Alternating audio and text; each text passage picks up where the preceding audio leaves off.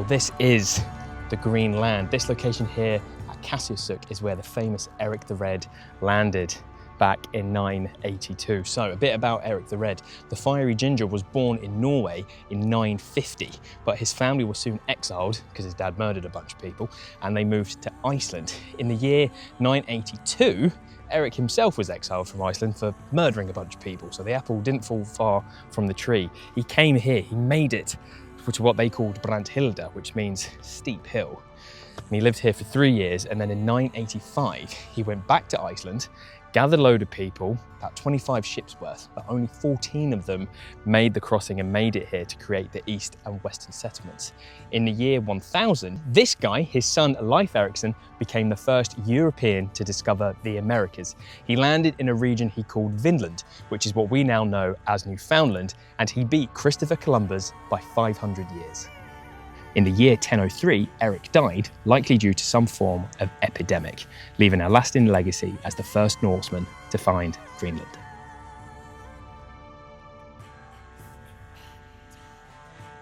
Also in the year 1000, Erik's wife, Tachilda, built the first Christian church here at Qassiarsuk, and the remains are just here, and there's a reconstruction just further up the hill.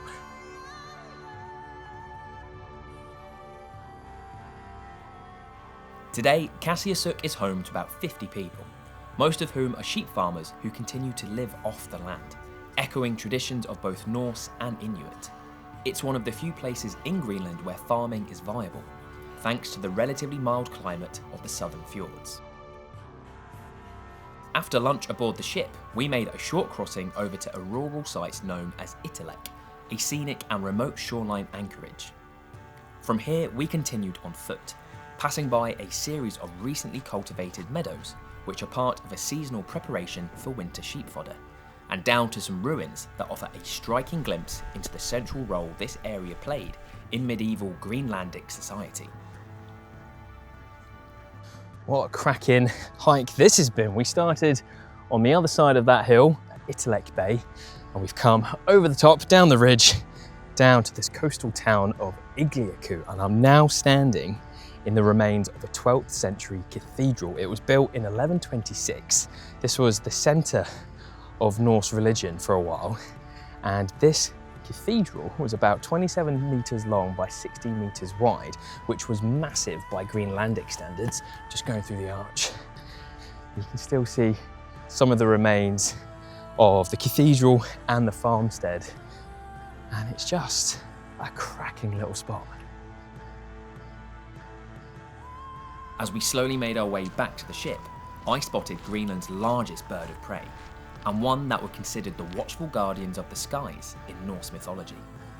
We're nearly back at the ship, but I've just stopped, as above this ridgeline we have 2 juvenile white-tailed eagles getting mobbed by ravens. So the ravens definitely not happy that those 2 big old juvenile eagles are around, but there's been a few talons facing each other, bit of an aerial dogfight going on. These eagles are found mainly along Greenland's western and southern coasts, where cliffs and rocky islands provide ideal nesting sites. So the first bird's gone off to the right-hand side now, but the other bird came quite low to the water. It started circling lower and lower and lower, so it may have seen something, but has now lifted and flown off.